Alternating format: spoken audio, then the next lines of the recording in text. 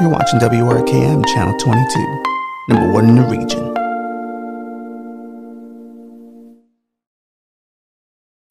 The following WRKM broadcast is for mature audiences only. Apparently, like the new Barney movie will be for mature audiences only. Apparently, like Scott Baio leaving California, that's for real mature people only. It's the weekend. It's been a week. I haven't seen ya. I missed ya. Let's be together in the darkness. Let's have the talks we can't have when the sun is up.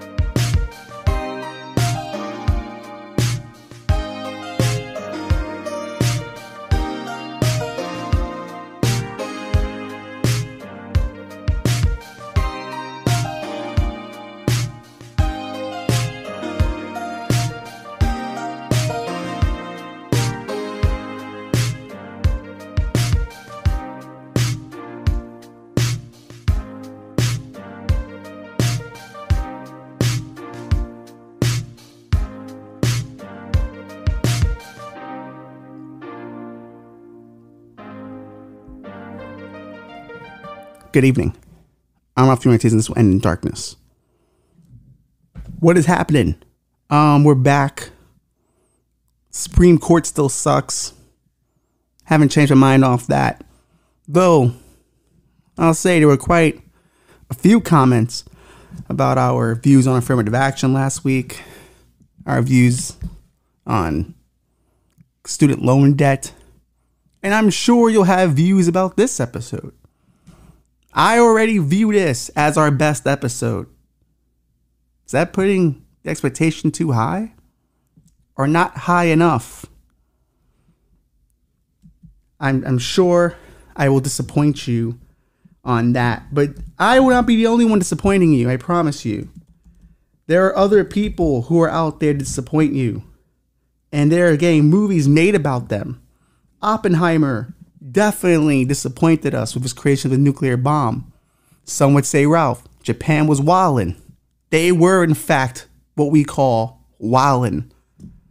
But has anyone ever thought maybe two big boom booms were not a good idea? Look what we did to them.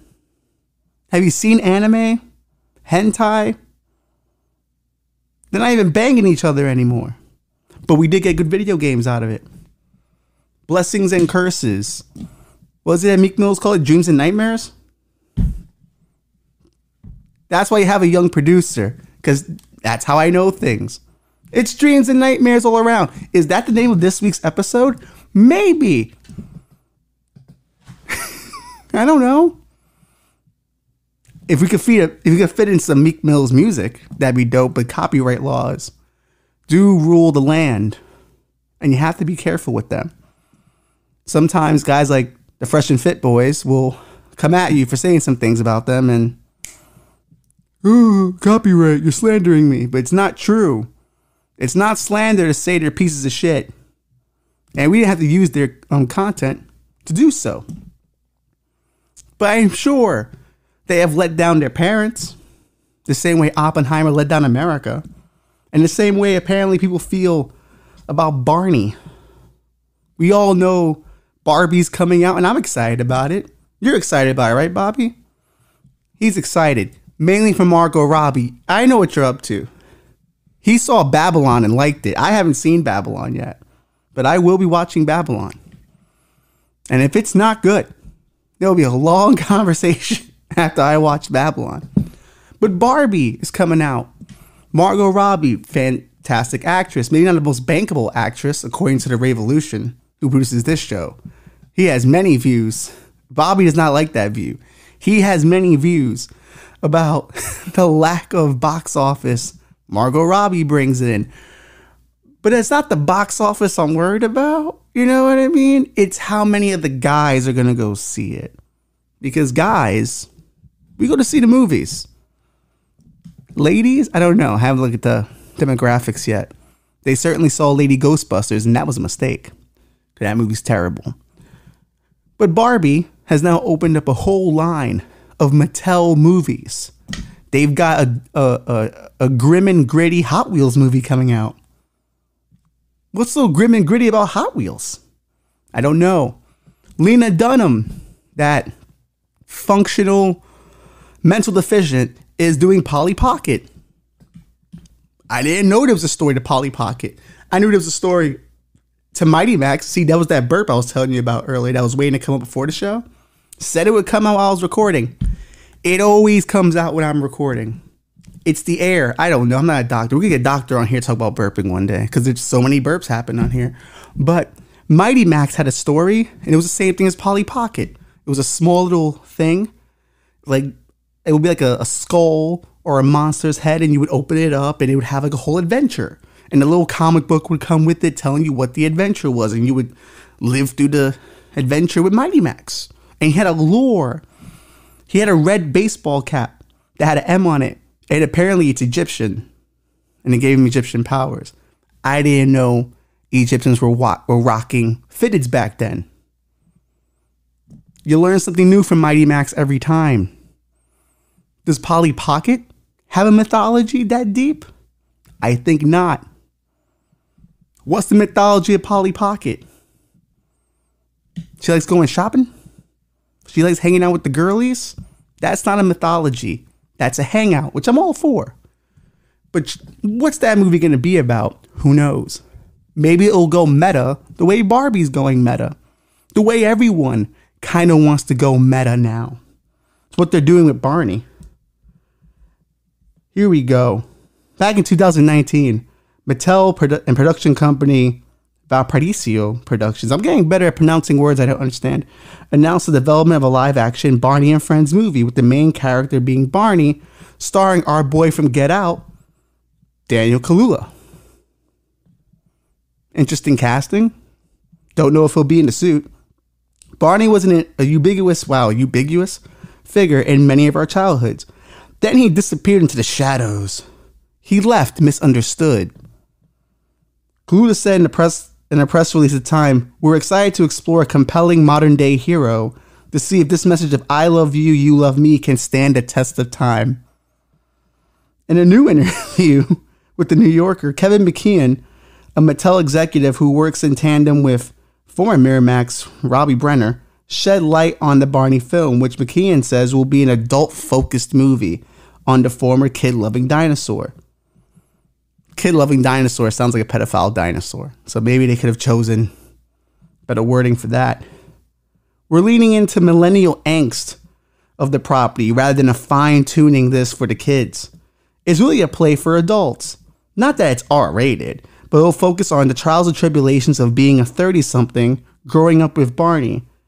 Just the level of disenchantment with this generation. So instead of doing something for the kids, which would be fun, make them laugh, have a few jokes for the adults, we're going to make Barney really boring and sad. They used to say the boomers were a selfish generation, but I would say the millennials are a very self-absorbed generation. Must we make Barney meta? See, to me, when you have meta narratives, it tells me you couldn't create anything new. So you went with the easiest route. Be meta. It's very easy to be meta. We're meta in our everyday lives. We're meta in how we reference pop culture into our real lives. That remember when Donald Trump was president and everyone thought they were the resistance from Star Wars? That we were fighting the great big empire? Remember that? That turned out not to be entirely true because there were no Death Stars. Donald Trump did not once build a Death Star.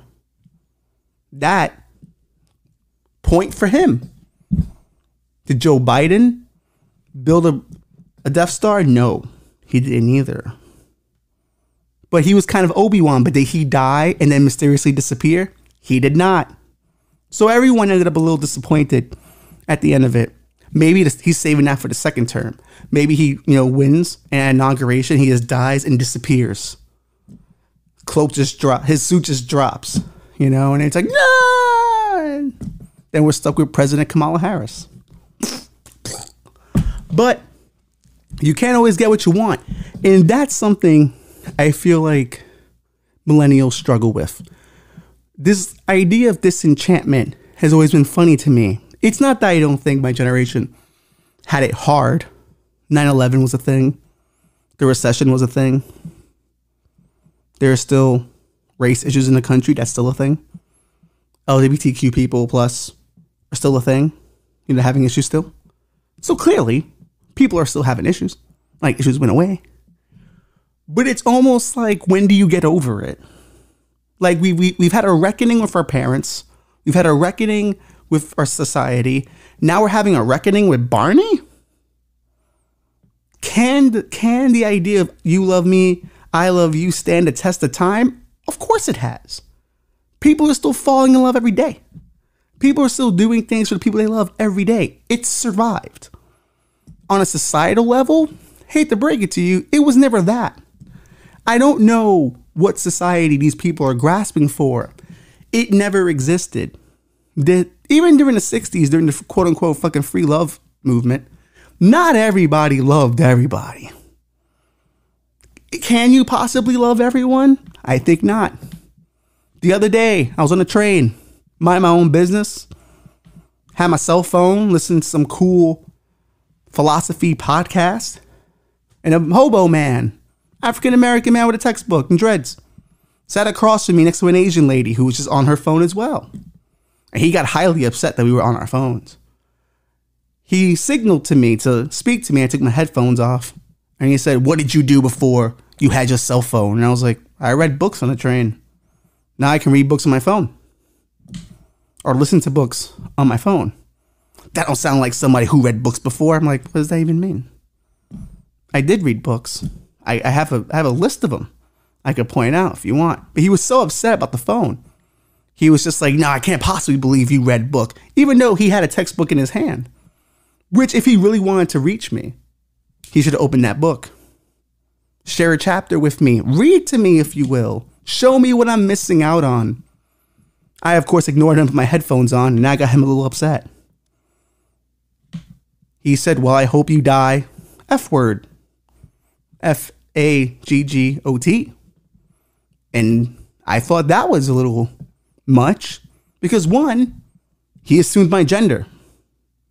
So he wasn't being very progressive, was he? And two, had he opened that textbook, he would know assuming genders is wrong. He should have asked me how I identified first and insulted me correctly. So I was misgendered. And I would like some level of recourse to be done for that. That's a level of disappointment in the I love you, you love me philosophy, but I'm not going to go blame Barney for that. Maybe he didn't watch Barney the way I watched Barney. Maybe Barney was just like, "Hey, if you can, love someone else. I can't love a guy who misgenders me and calls me the F slur. That's just mean. But I'm supposed to love him now because Barney told me to." If you're going to come after Barney for disappointing you, why not Sesame Street? Sesame Street looked nothing like my block, but I wasn't upset by it. I wasn't mad at Big Bird for not looking like the guy who actually owns my grocery store. I wasn't mad at Oscar the Grouch for looking like the actual hobos on my block or crackheads. I just went, oh, well, this is the way to make everyone feel that they're part of the neighborhood. But was Oscar the Grouch part of the neighborhood? Did any of them ever come together and pour resources into him to make him better? Has Sesame Street confronted gentrification yet? Was Sesame Street already gentrified? These are the questions that I could ask as a disenchanted millennial, but I don't, because they were kids' shows.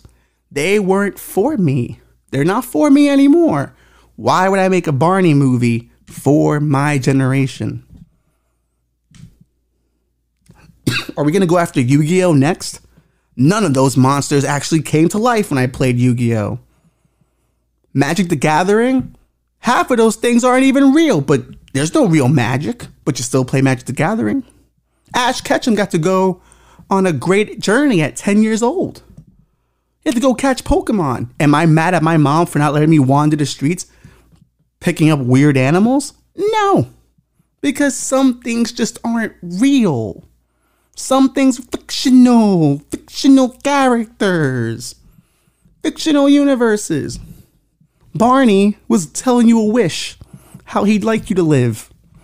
But the disenchantment of being in your mid-30s, finding out things don't go the way you wanted them to, is get over it. Maybe I was around too many Gen Xers growing up, because they would tell me straight up, this is not going to end the way you think. This is going to get shitty real quickly. And they weren't wrong. It did get shitty. You mean it?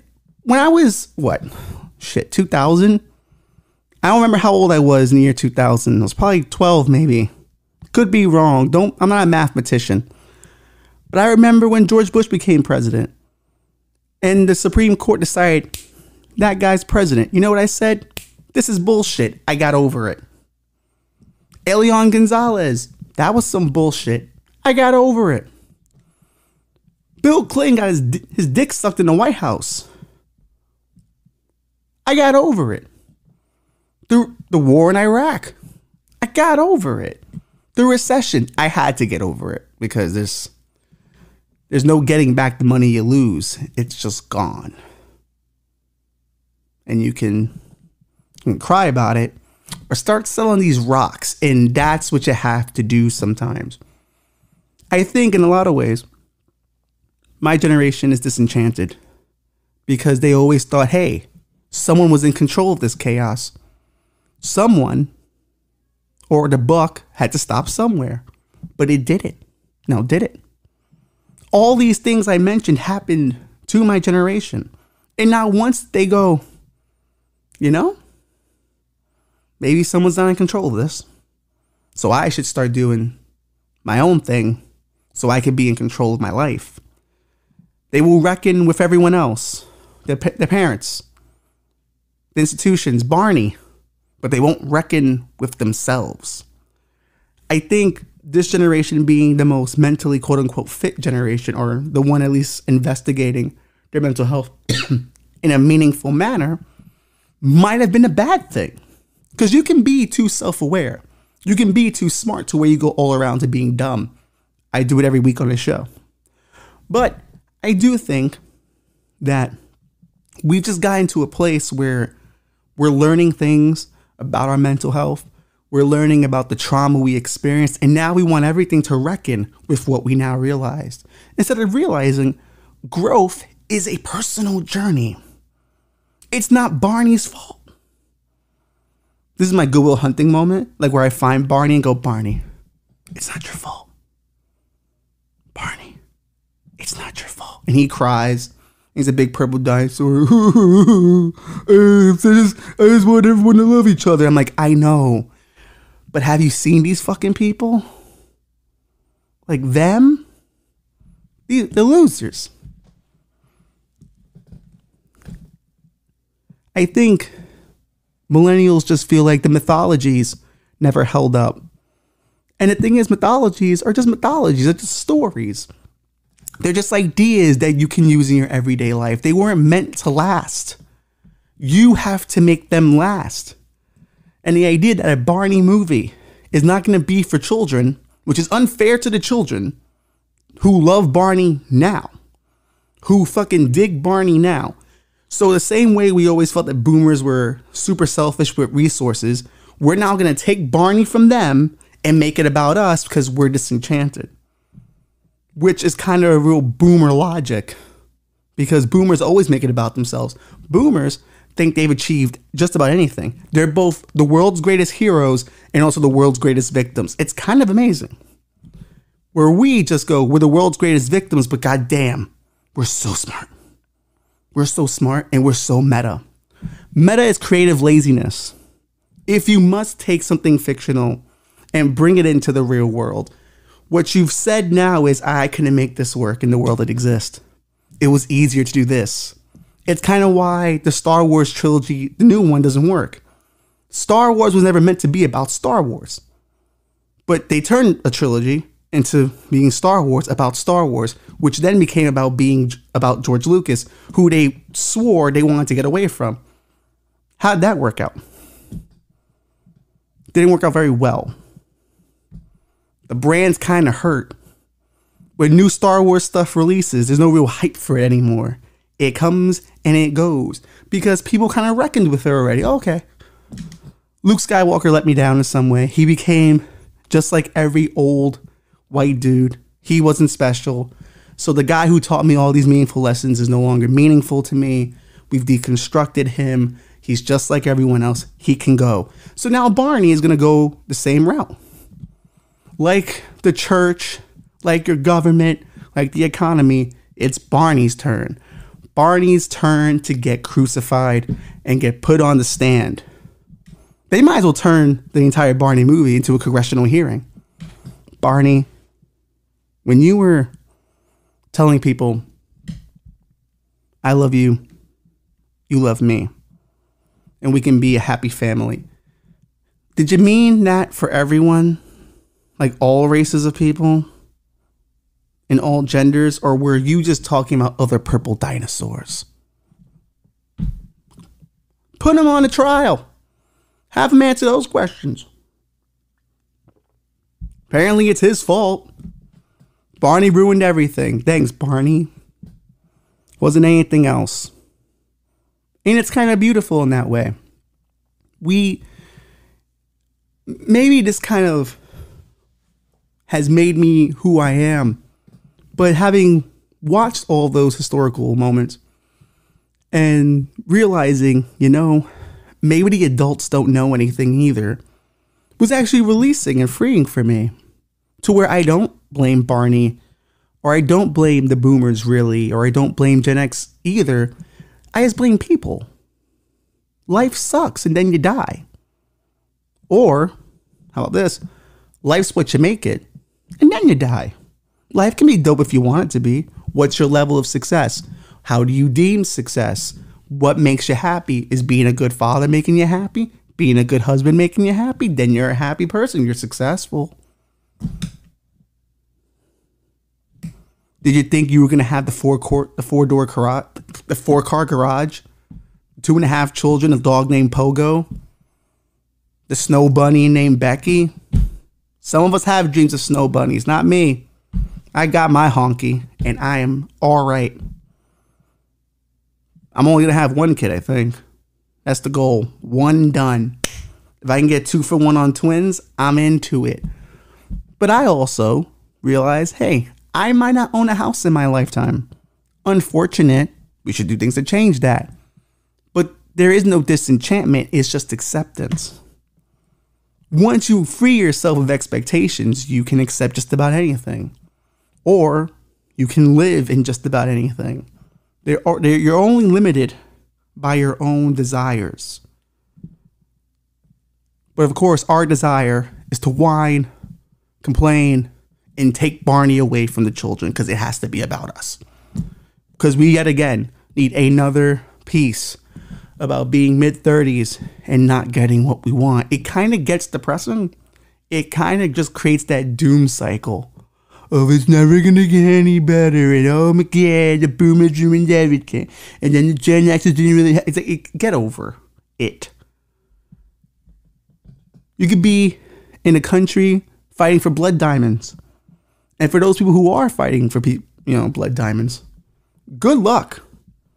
Because it's fucking hell out there. That's who I'm thinking about. But must we take... it's funny because Zack Snyder gets a lot of shit for making things dark and gritty. He made Superman too dark, which I thought he just made Superman realistic. That was a dark and gritty take I didn't mind. Because to me, I don't even think it was dark and gritty, to be fair. I think if you looked at Man of Steel as dark and gritty, I don't think you really watched the movie. Man of Steel was really about a dude who was born into a weird place, had some powers, could potentially be a Christ-like figure or hunted down. And his parents just treated him like it was, hey, we don't think the normal human being is going to understand this. But everyone likes to think we live in a Marvel universe where those burps keep coming. Everyone thinks they live in a Marvel universe where we would embrace these people automatically. That we would see the Avengers fighting aliens in New York and our only focus is, when's the merch dropping? But no one thinks about what it would actually be like, which to me was the Zack Snyder universe. Holy shit, our world is different. This dude lives among us. And if these two godlike figures fought, it would tear down a city. Now some would say, oh, well, who wants to see that reality? It doesn't seem the other one. Why not go the other way? But I would argue that Zack actually treated Superman with some fucking love. Because he actually breaks down like, yo, like this is what this guy goes through. He goes around the world looking for his place, trying to help where he can, but knowing that if he reveals himself, it might be a problem. How do you have the power of the world in your hand, but you can't do anything about it? That you might as well reckon with Superman besides Barney. Barney couldn't save the world. Then again, Barney had no General Zod to bring it out of him. Did Barney have superpowers? He did. He was able to transport people like Doctor Strange. Maybe he should have transported all of us to a better world. How about that, Barney? See, now they're starting to get me now. Now I feel disenchanted by Barney. But to me, Zack Snyder just treated it like it was, hey, people are very complex beings, and living amongst them with this level of power is very complex. You can only do what you can and hope for the best. Hope they see the best in you. Hope they take away the good ideas and not all the negatives. That's kind of how parenting works. That's kind of how this all works. You take the good ideas, you leave the bad ones. Trauma sucks. Hey, king trauma right here, baby. Fucking love my trauma. I bathe in it. I eat it. It's like a steak. Medium rare, of course. I learned that recently. Gotta have steak medium rare. And I have been for the last 2 years. And I feel more of an aristocrat for it. But at the end of the day, you know, you take the good with the bad. And I feel like these dark and gritty reboots, these meta ideas about franchises, or just all these, we're looking for someone to blame. You know, we figured out, you know, actually, pause.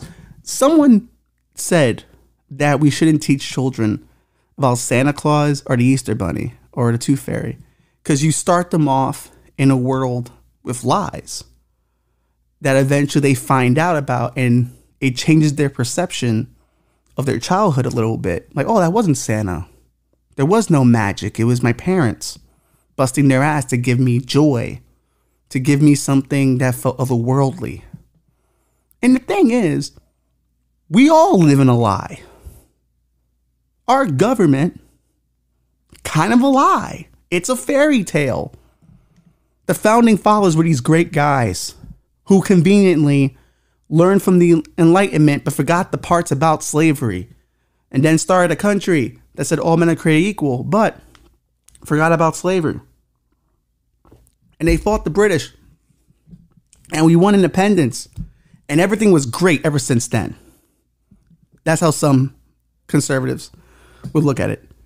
Then you bring up the Civil War, they go, well, that was just the South. To be fair, some Northerners didn't give a fuck about slaves either. They just lived in the North and were like, yeah, we washed our hands of it. We had a Civil War. And then after the Civil War, what do we do? Reconstruction. Jim Crow. We repeated the same mistake twice. We signed a document that said all men are created equal. We put an asterisk, black people. And then we fought a civil war to free black people and then put an asterisk, Jim Crow. And we just repeated the same mistake. Civil rights. We tried to fix that mistake. But one thing no one ever really thinks about is you can make something a law, but personal beliefs still personal beliefs. People have private beliefs all the time. Hillary Clinton would tell her corporate people, have a private persona and a public persona, because that's the truth. People do have a private persona. They can be front facing going, I like everyone.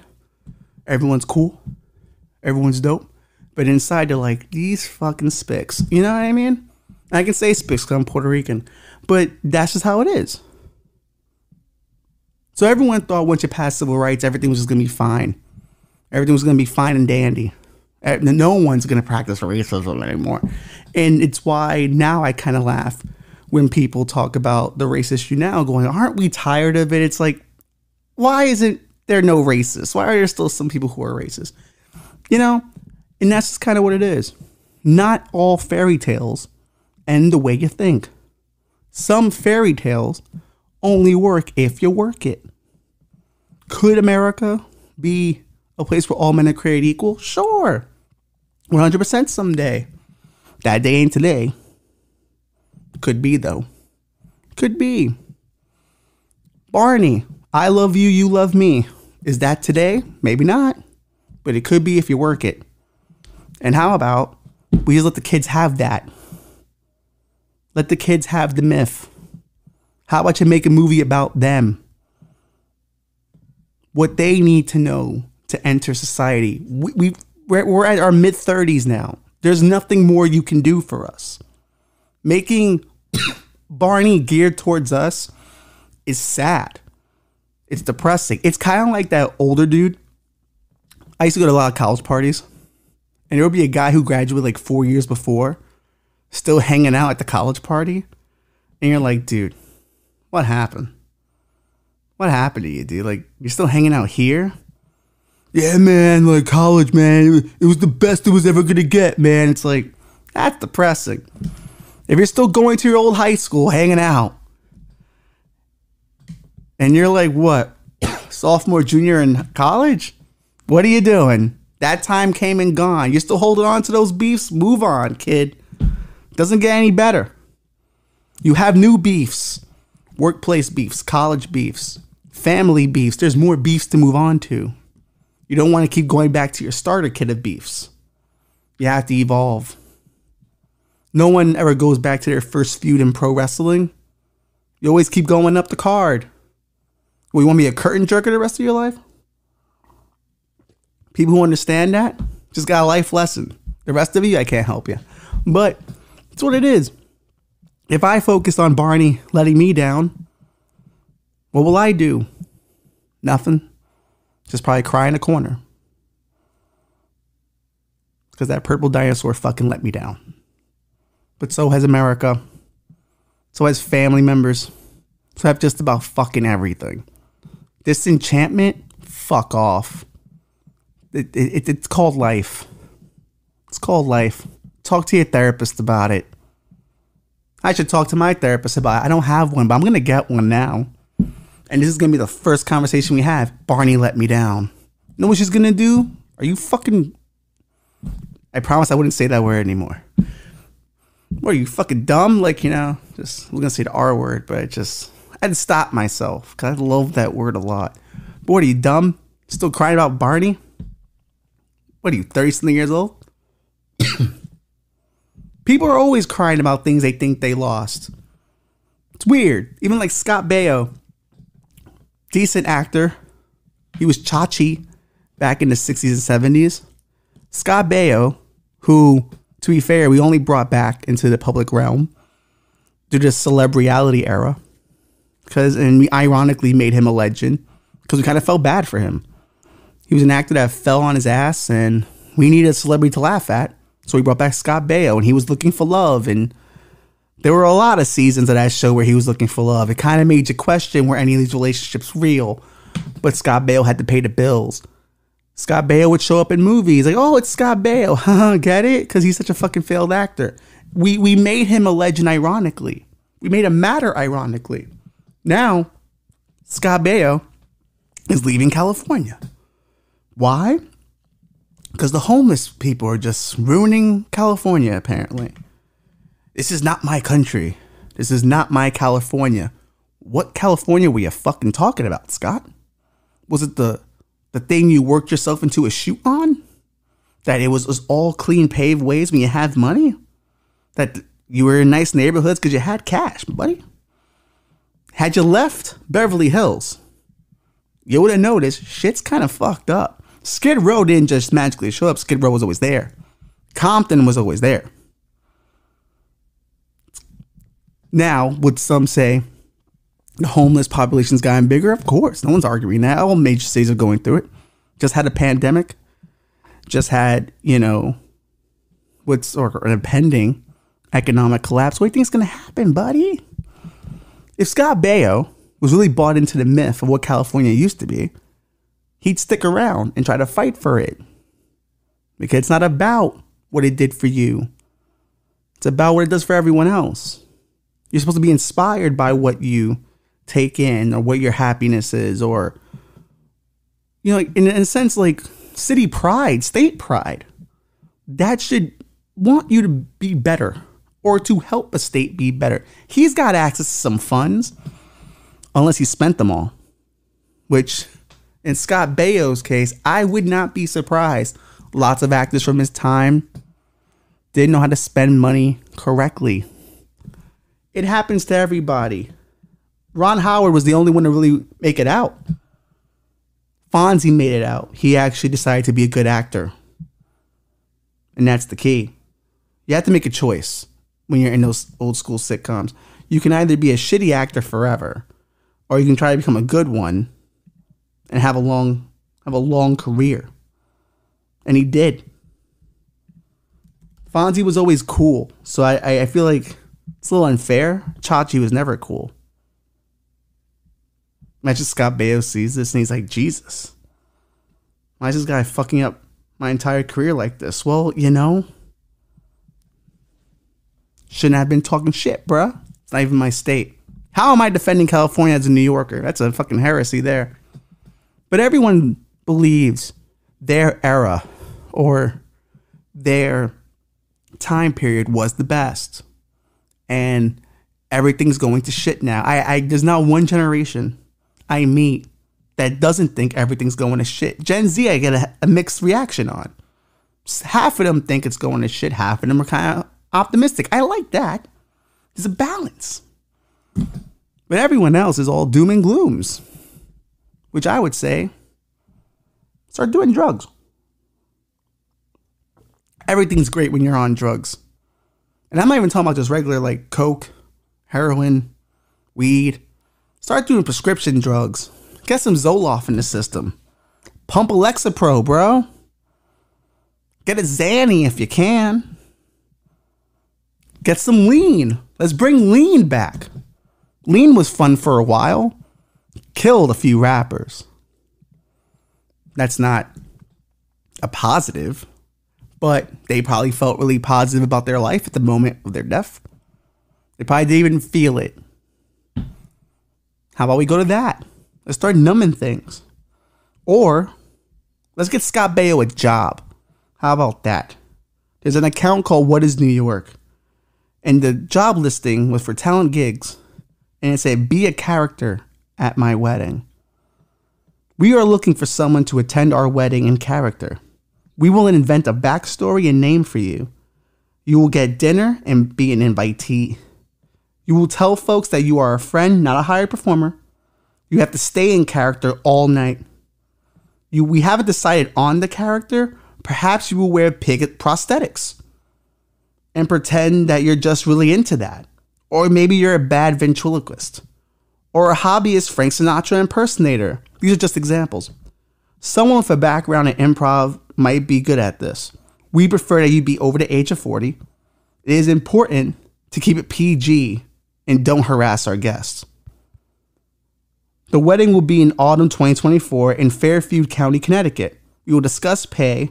I'm posting at NYC so more people can see the post. The wedding location isn't far. Note, we are looking for someone who enjoys being very weird, borderline creepy. This character is going to be a total freak while remaining PG. Perfect for Scott Baio. He's borderline creepy now.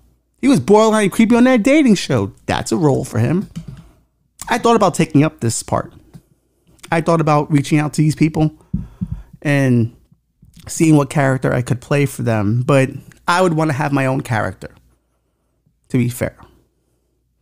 I would like to be an Alex Jones type, where I go to table and go, they're making the frogs gay. Have people deal with that. Like, who's this? He just came up to our table and said they're making the frogs gay. What the hell's that about? Or I go in and going, the CIA overthrew Guatemala. So we should be careful about where we eat this fruit. They might have left poison in there for us. Just saying. And then walk away. Just start mentioning things on the random. See how people deal with that. Hey, the government's run by lizard people.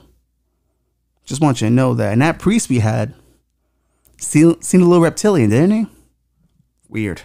And he just walk away. Just dropping these gems on people throughout the wedding. I'd be a hit at this wedding. Because everyone would go, holy shit. I didn't know they knew a guy like that. I'd have information. I'd have everyone talking about flat earth by the end of the night. Have you ever looked at a zoomed out picture of the earth? Why it look flat? Why it look flat on the land, bro? I don't see no curve. It look flat to me.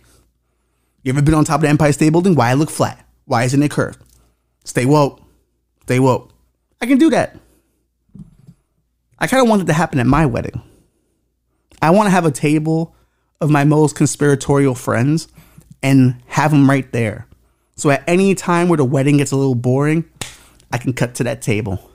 What are you guys talking about? We're talking about Epstein's Island, bro. Oh, let's go, I'm in. We're talking about chemtrails, bro. Oh, I have to go say hi to my in-laws, but I want to stay here because this is where the chemtrail conversation's happening. Every wedding should have one guy like that. A truth seeker. The institution of marriage was only invented so two incomes can become one for bigger tax deductions.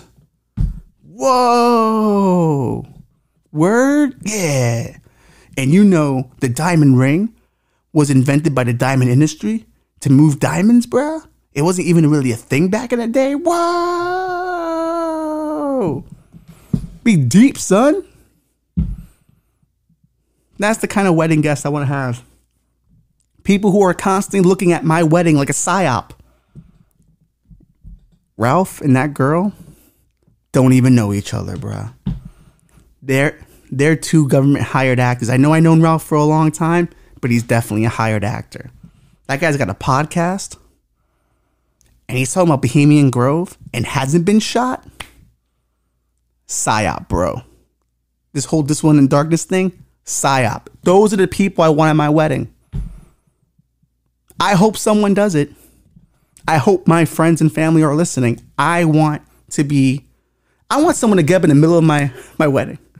When someone goes, does anyone object to this marriage? I do. This is a goddamn government psyop. That man is an agent for the federal government, and he's checking on all of our taxes. And I'm like, fuck. And I would react like, oh, you got me. And I would eat a poison pill and fake die at the altar. I know his real name. His real name is Steve Blunt. And he's been in 5 major combat zones. I'm like, No evidence, of course. I don't want him to have any shred of evidence.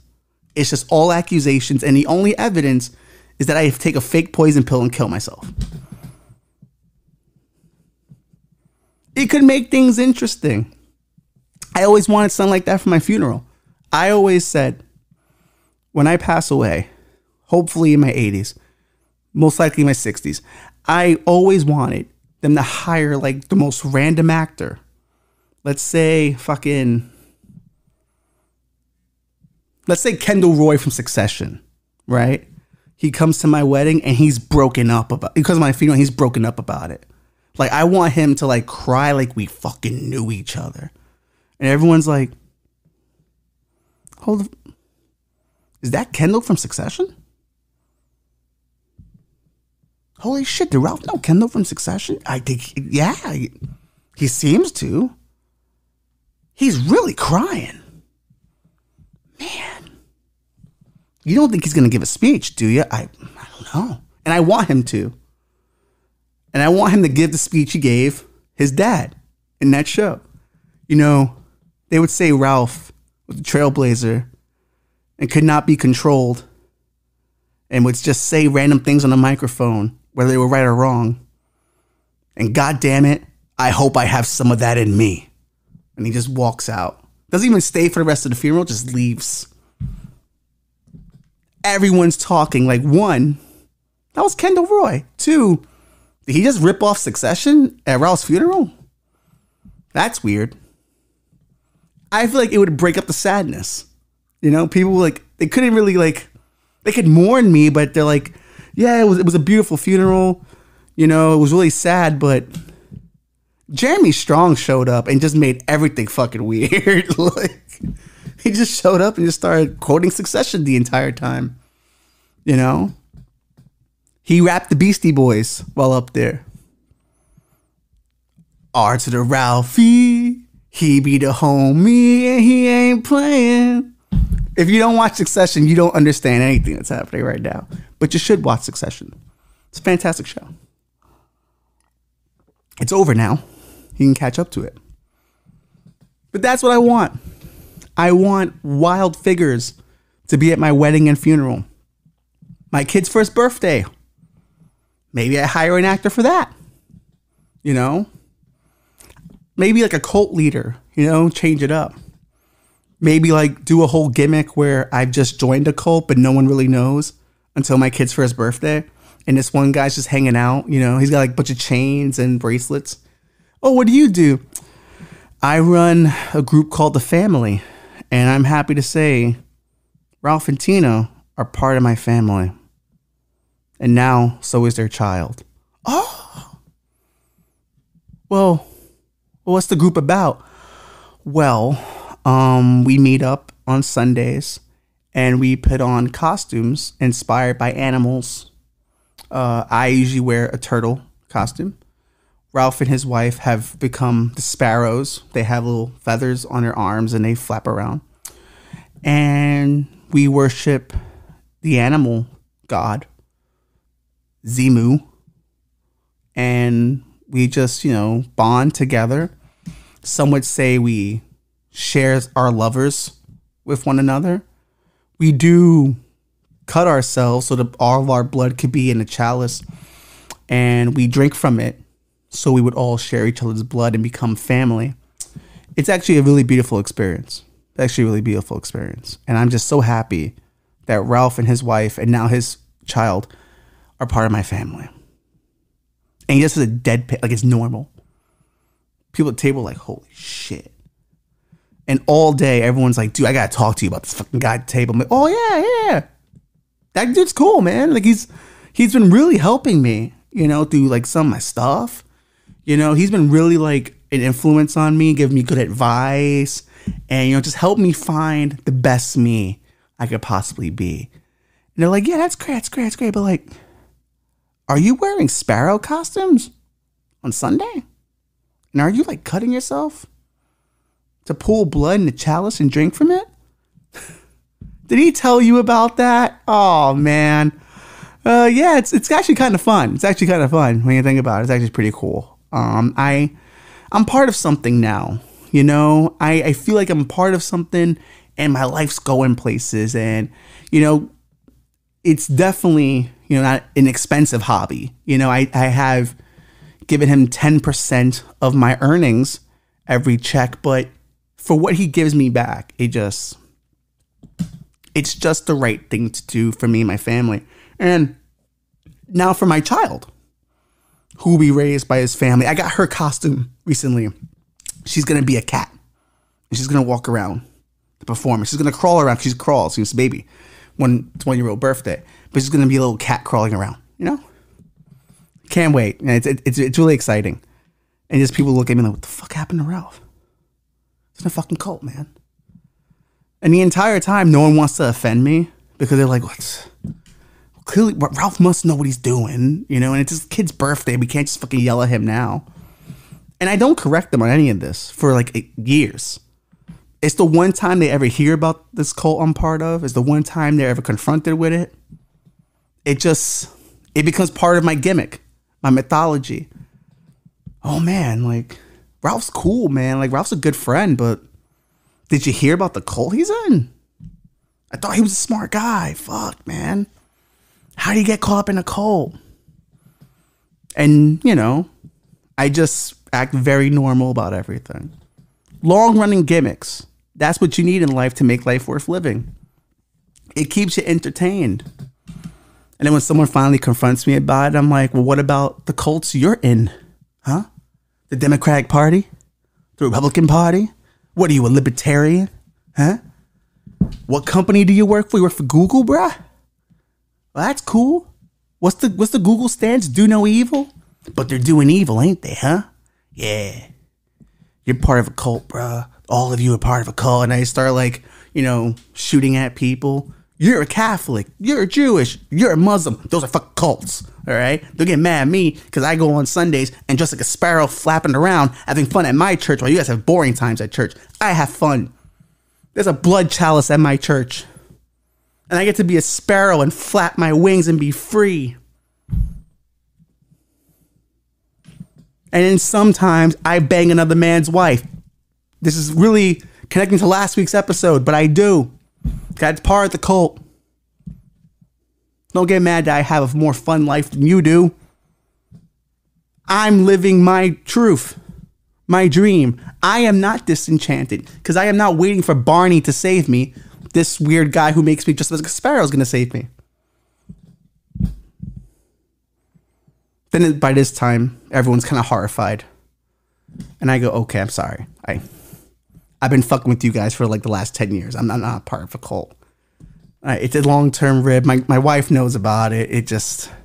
She kind of gets annoyed that I keep doing it because she's like, people are starting to think things. I'm like, I want them to. It makes life interesting. The problem is I don't know how deep I would go through it because I would have to tell someone. I think John would have to know. He'd have to know. I'd have to tell my brother, like, this is what I'm working on right now. And I need you to be committed to it.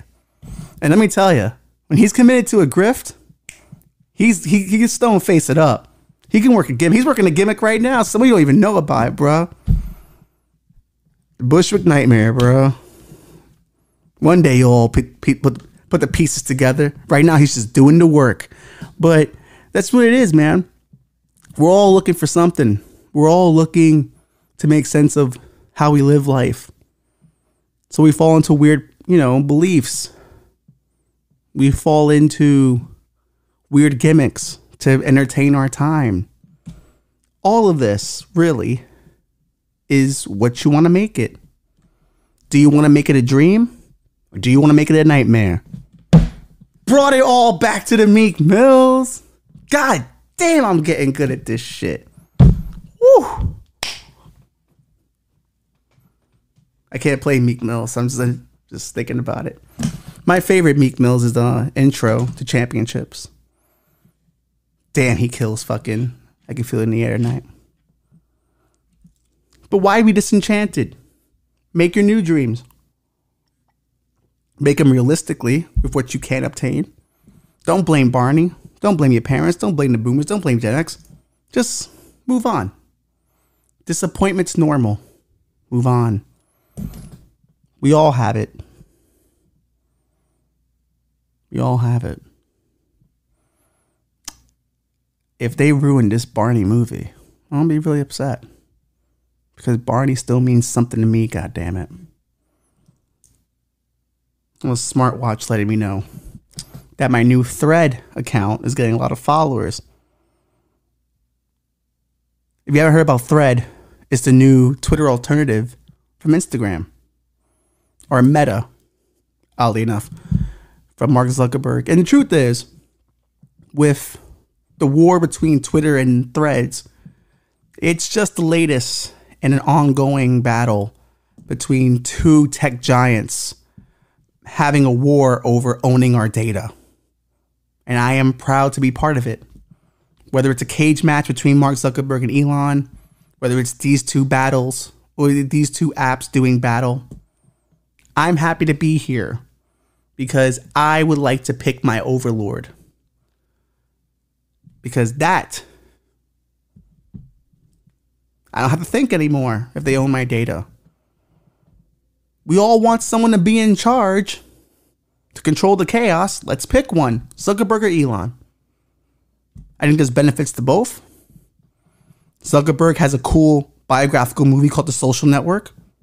What does Elon have? Smart cars that can also be hacked and potentially kill you. Mark might have ruined elections for the rest of our lives. Elon has rockets trying to get us off the planet. You gotta pick and choose who your overlord is. And I'm happy that these two are fighting, not just for my data, but for all of our data. We are all the pretty girl at the ball between these two. And god damn it, feels nice. Feels nice to be pretty. Then again, maybe they're in control of the dreams and nightmares. I don't know. Or then again,